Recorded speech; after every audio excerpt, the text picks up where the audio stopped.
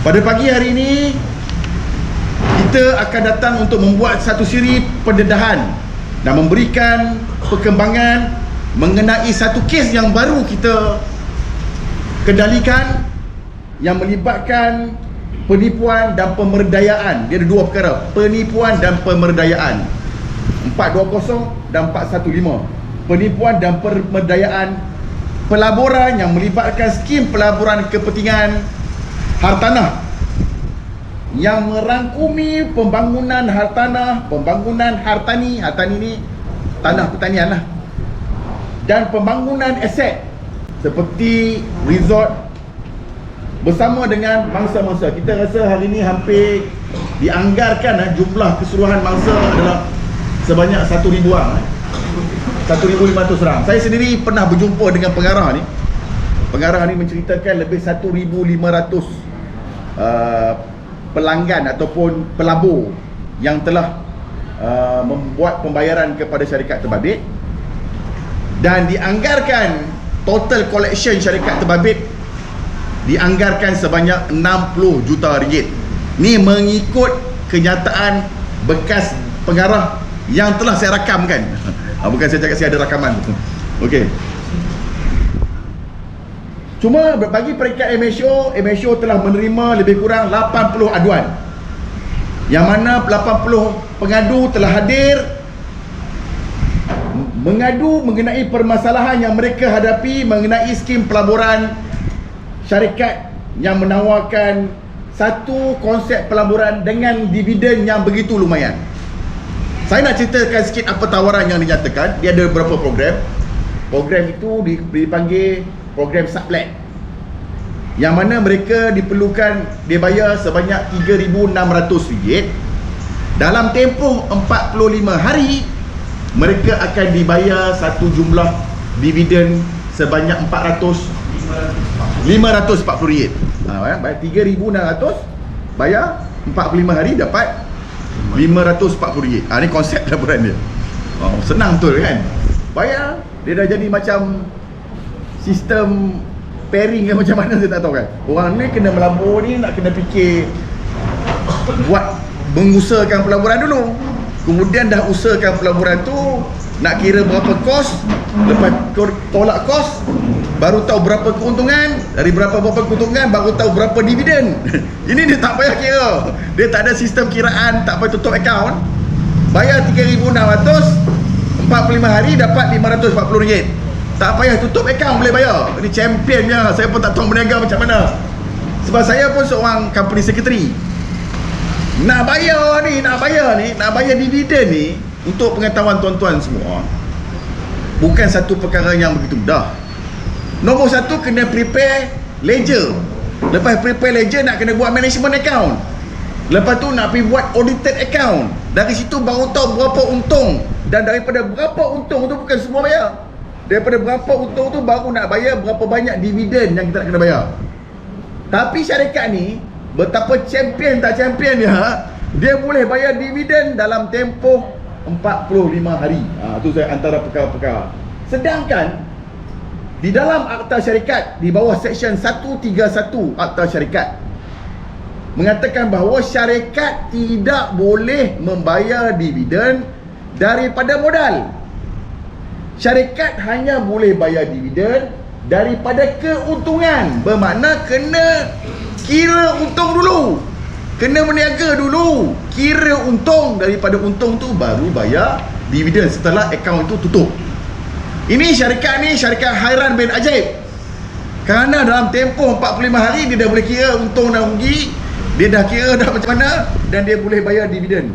Sudah tentu pada saya, syarikat ini berpotensi, berisiko untuk melakukan kesalahan di bawah Akta Syarikat, di bawah Seksyen 131, kerana membuat pembayaran dividen daripada modal tanpa tutup akaun. Okey, saya nak cerita lagi. Dan kerana para pengadu memaklumkan bahawa syarikat mempromosi dan giat membangunkan perusahaan hartanah. Nombor satu, dia kata dia membangun hartanah. Yang kedua, hartani, pembangunan aset di seluruh Malaysia. Dia kata, dia claim antara syarikat-syarikat yang dia kata dia sedang bekerjasama dalam pembangunan resort adalah Berjaya Hill. Berjaya Hill. Dia kata, nanti kita tengok senarai. Saya pergi pejabat dia tu, dia tengok apa yang dia tulis tu. Berjaya Hill ada. Dia kata Langkawi pun ada. Dia kata dia membangunkan resort di Langkawi.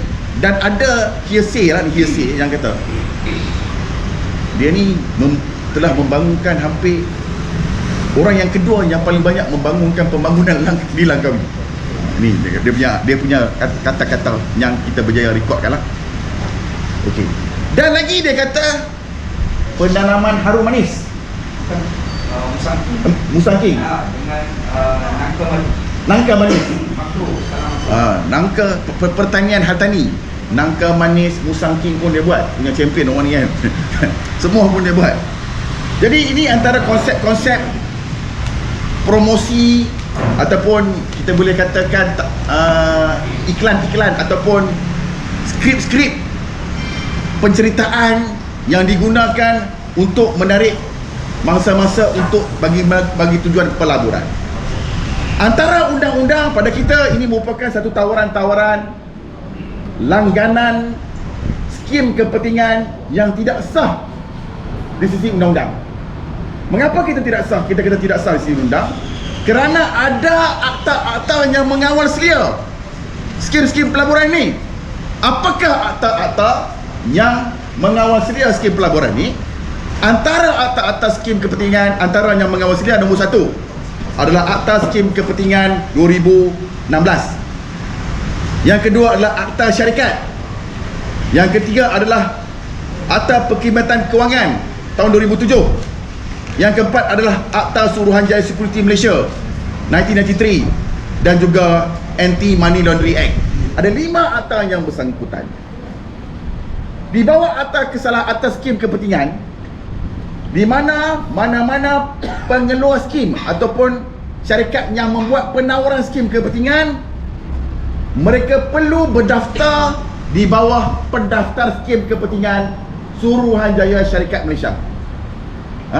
Kita ingat skim pelaburan ni bukan boleh suka-suka aja buat. Skim ini perlu didaftarkan. Saya nak bagi faham kepada masyarakat Malaysia. Pendaftaran syarikat ni berbeza dengan pendaftaran skim pelaburan. Ramai orang kata, oh syarikat ni sah. Mengapa syarikat ni sah? Kerana ada SSM. Ada SSM ini tidak membenarkan kita membuat tawaran pelaburan. Ada SSM ni hanyalah daftar syarikat. Harga dia paling mahal pun 2,500. Jadi itu bukan bermaksud pendaftaran skim pelaburan. Itu hanya bermaksud mendaftarkan sebuah syarikat.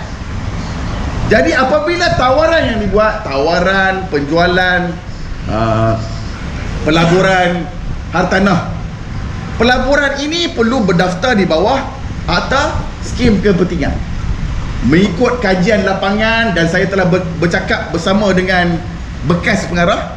Saya telah bertanyakan secara terus, Tan Sri, adakah awak berdaftar? Dia kata, kita dah check dengan lawyer kata kita legal. Tu saya kata, itu you punya lawyer lah kata. Tapi Akta Skim Kepentingan, bukan saya kata. Akta Skim Kepentingan Seksyen 4/2 Akta Skim Kepentingan tahun 2016 kata, semua skim pelaburan perlu berdaftar. Bukan saya kata, Akta Skim Kepentingan yang kata. Jadi kalau gagal daftar ni, hukuman dia adalah penjara selama 10 tahun atau denda sebanyak 50 juta. Itu nombor 1. Yang kedua adalah membuat penawaran awam, tawaran awam. Tawaran awam yang dibuat bagi tujuan pelaburan perlulah dikeluarkan prospektus. Dan prospektus tersebut mestilah diluluskan dengan pendaftar skim kepentingan. Kalau dia itu merupakan satu skim pelaburan, kena skim kepentingan. Kalau dia itu satu saham ataupun debenture, maka perlu berdaftar dengan Suruhanjaya Security Malaysia untuk membuat apa-apa dokumen tawaran awam seperti prospektus.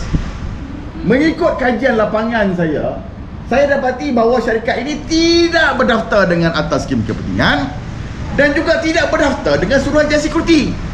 Bermaksud tawaran yang dibuat itu adalah tawaran skim pelaburan yang tidak sah. dengan atas skim kepentingan dan tidak sah dengan Akta Suruhanjaya Security dan juga Akta Perkhidmatan Kewangan. Tak ada pendaftaran. Dan tawaran itu juga merupakan tawaran yang tidak sah kerana tidak mendapat kelulusan prospektus sama ada daripada Suruhanjaya Security Malaysia ataupun kelulusan daripada Suruhanjaya Syarikat Malaysia. Yang dia nak tunjuk ni adalah pendaftaran pertubuhan syarikat.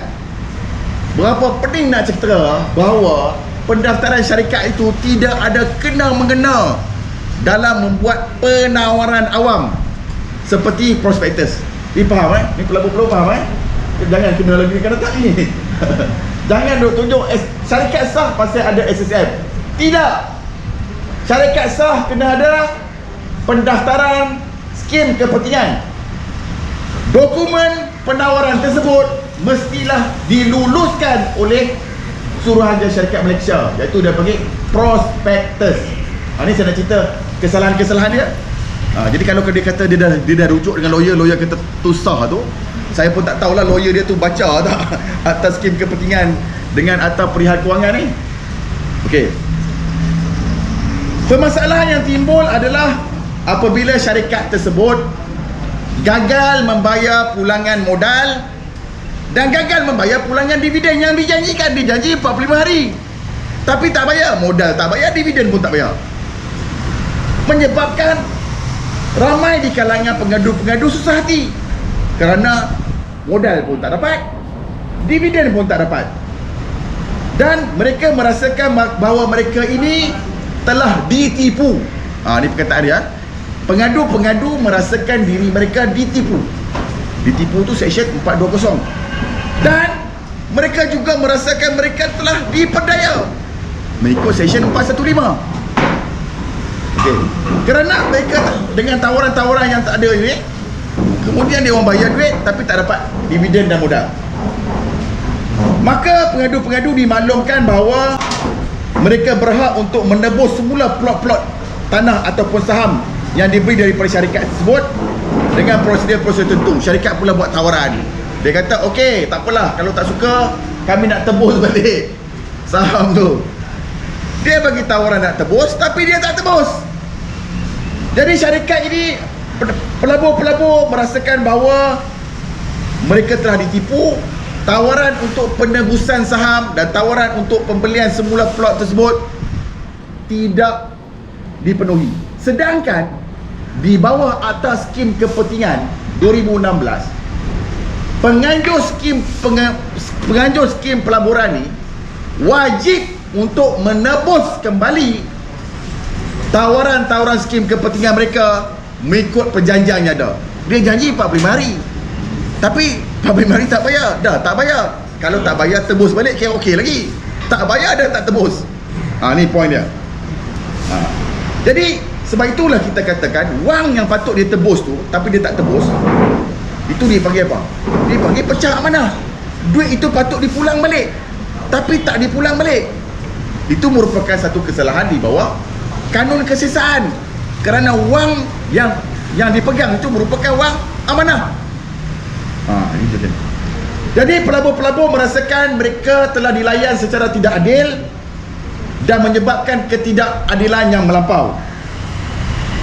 Oleh yang demikian, mereka telah hadir dan membuat laporan kepada pihak polis dan juga membawa aduan mereka kepada pihak MSU. Dan antara perkara-perkara yang kita nak tambah lagi, syarikat sebelum ini mempunyai 9 pejabat. Syarikat telah menutup 8 pejabatnya dan tinggal 1 saja pejabat pada tahun 2021. Dan apabila kita berjumpa, saya sendiri berjumpa, saya berjumpa meminta kepada bekas pengarah syarikat, sebab dia dah tahu dalam syarikat masalah, pengarah tu resign. Bila dia resign, dia duduk lagi dalam syarikat tu, dia duduk lagi dalam pejabat. Kita tanya, boleh atau tidak tunjukkan kita bukti yang bahawa syarikat tersebut mempunyai perjanjian dengan tanah-tanah yang dinyatakan. Berjaya lah, Berjaya Hill lah, bukan murah tu Berjaya tu, Langkawi lah. Kita tanya Pulau Pinang lagi, Cameron Highland, di Cameron Highland. Kita pun tanya, dia kata kita memang ada. Ada tu bagilah bukti, takkan sebut ada saja. Dia kata itu tak, kita tak boleh bagi tunjuk bukti, kita hanya bagi tahu kita ada. Kalau macam tu saya pun boleh kata KLCC tu saya punya. Betul tak? Saya pun boleh kata Berjaya Times Square tu saya punya. Kalau takat boleh kata saja tapi tak boleh buktikan. Dia cakap tadi Berjaya Hill ni projek ni dia punya. Bila saya minta mana dokumen tunjuk SMP ke, ada TOL ke, leasing agreement ke, dia tak tunjuk. Senang macam tu, betul tak? Kalau gitu saya pun boleh kata KLCC saya punya, kolek pelaburan. Itu satulah. Jadi mereka gagal untuk menunjukkan kepada kita. Jadi yang kita tengok semua gambar-gambar yang ada di dalam package pelaburan mereka ni, gambar-gambar yang kita tengok diambil daripada Google. Kita tengok ini gambar ni ada dalam Google. Jadi saya pun sebenarnya memanglah rasa geram, tetapi apa nak buat, benda dah jadi. Yang kita boleh lakukan sekarang adalah untuk melakukan satu tindakan. Apa yang telah kita lakukan adalah kita telah meminta kepada semua pengadu-pengadu untuk turun ke balai polis dan membuat laporan masing-masing. Saya anggarkan daripada kita semua masa semua dah buat laporan polis, betul? Kita mewakili 80 orang dan 80 orang telah membuat laporan polis. Setelah kita membuat laporan polis, macam biasa, bila ambil statement, ada di kalangan pihak polis ini mengatakan bahawa ini bukan satu jenayah, bahkan ini merupakan satu kesalahan yang sepatutnya diambil tindakan secara sivil. Macam saya kata tadilah, bila kita ambil tindakan secara sivil, syarikat tidak mempunyai aset. Apakah yang kita akan dapat dengan cara ambil tindakan sivil itu? Kita mungkin akan dapat satu perintah mahkamah, judgement. Dan apa yang kita boleh lakukan dengan judgement itu kalau syarikat tidak mempunyai aset? Jadi kita nampak bahawa untuk mendapatkan keadilan melalui cara tindakan sivil itu agak sukar, kerana syarikat tidak mempunyai apa-apa aset, ataupun syarikat, kita boleh kata syarikat yang tidak solvent. Jumlah hutangnya lebih banyak daripada jumlah aset yang ada. Dan bukan itu saja,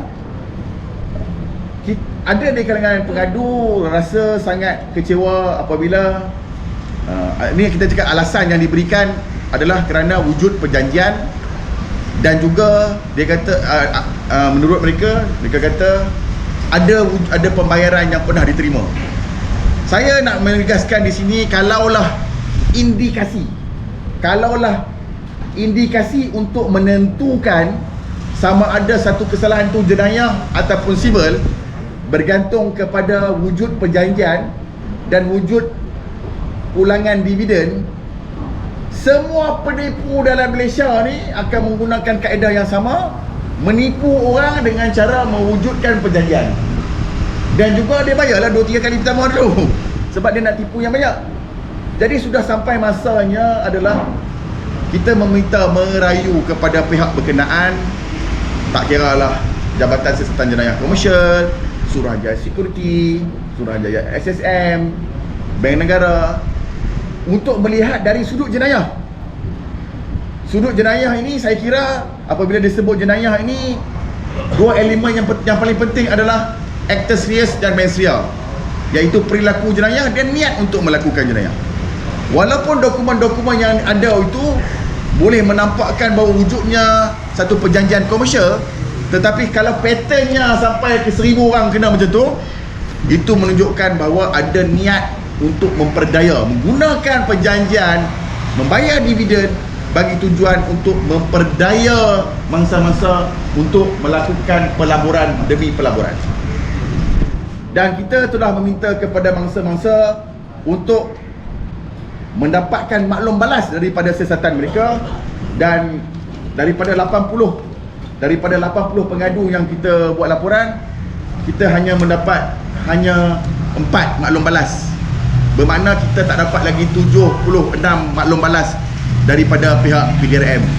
Kita nak kata kat sini, kita perlukan maklum balas ni bukan nak apa, kerana kita nak merancang apakah tindakan yang kita nak lakukan Kita tidak berniat untuk memberikan tekanan kepada pihak agensi siasatan, tetapi kita mewakili masa-masa perlu untuk merancang tindakan susulan sekiranya kita tidak mendapat maklum balas daripada pihak. Maklum balas yang saya masukkan ni adalah maklum balas daripada pegawai penyiasat lah. Adakah kita pengadu ini berhak untuk mendapatkan maklum balas? Bukan saya kata, Kanun Prosedur Jenayah yang kata, Seksyen 107A, yang mana pengadu-pengadu yang membuat laporan berhak dalam tempoh 14 hari untuk mendapat maklum balas ataupun keputusan daripada laporan mereka. Siapa kata? 107A, Akta yang kata. Jadi pengadu-pengadu ini mempunyai hak yang diperuntukkan di bawah Kanun Prosedur Jenayah, di bawah Seksyen 107A, untuk mendapatkan maklum balas, mendapatkan perkembangan terkini siasatan yang dilakukan oleh agensi yang terbabit. Saya tidak mahu mengkritik mana-mana pihak. Saya hanya meminta kepada agensi siasatan untuk tolonglah membantu mangsa-mangsa selaras dengan Seksyen 107A Kanun Prosedur Jenayah untuk memberi maklum balas bagi pihak polis dan pihak mangsa pengadu untuk mengetahui apa tindakan yang nak buat. Kalau nak NFA, tulis NFA.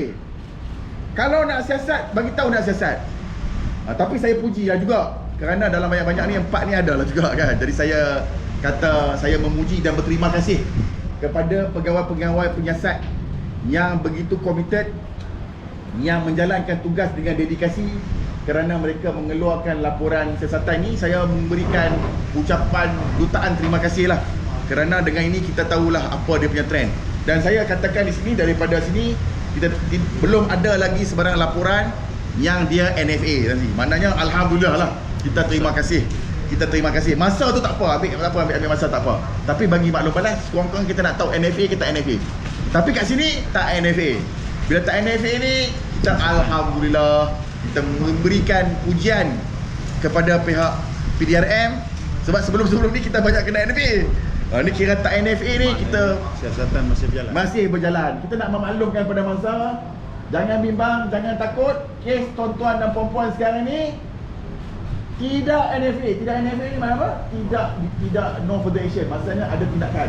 Dan of course lah, dia akan mengambil sedikit masa. Dan minta tuan-tuan harap bersabar untuk tunggu siasatan polis. Tapi jangan apa? Jangan give up. Jangan give up. Yang saya minta, jangan give up. Kita akan terus berusaha untuk mengambil atau memberikan pemakluman. Di antara ciri-ciri ini adalah kita menggunakan saluran media untuk memaklumkan bahawa sindiket ini melibatkan ribuan, 1,500 mangsa dan melibatkan 60 juta. Dan pada saya, kalau kes yang 60 juta ni kira kes yang berprofil tinggi lah. Dan kita mengharapkan perhatian yang serius kepada agensi siasatan. Bukan saya nak kata hanya pihak polis, saya nak kata juga ini adalah siasatan perlu dilakukan di bawah atas skim kepentingan Suruhanjaya. Sebab lepas ni kita nak kena pergi ke Suruhanjaya Syarikat Malaysia di bawah atas skim kepentingan, kerana syarikat telah membuat satu tawaran pelaburan tanpa berdaftar dengan akta skim kepentingan. Kita juga akan membuat laporan dengan Suruhanjaya Security. Jadi kita kena, jangan pengadu-pengadu, saya minta tolong, jangan give up, terus bersama kita untuk meneruskan siri-siri usaha kita ni. Boleh ke tak boleh ni? Boleh ya. Jadi itu saja daripada saya untuk pemakluman kes ini. Dan kita akan dengar patah dua kata daripada Tan Sri Musa bin Hassan. Dan lepas ini kita akan dengar kisah benar daripada masa-masa yang ada. Saya dengan segala hormatnya mengalu-alukan dan menjemput Tan Sri Musa bin Hassan untuk memberikan sepatah dua kata. Bismillahirrahmanirrahim. Assalamualaikum warahmatullahi wabarakatuh. Dan selamat pagi kepada semua. Melalui perbincangan yang telah kita adakan dan juga report-report yang telah dibuat, saya mendapati bahawa ada kesalahan-kesalahan tertentu yang telah dilakukan oleh pihak syarikat tersebut ya, di dalam akta-akta yang berikut.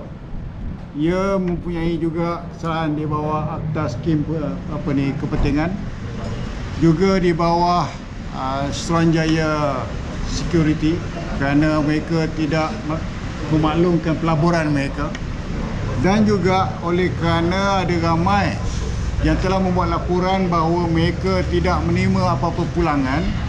Jadi ini juga menunjukkan bahawa ada juga kesalahan di bawah kanun keseksaan, iaitu penipuan, ya, ataupun pecah amanah dalam perkara ini.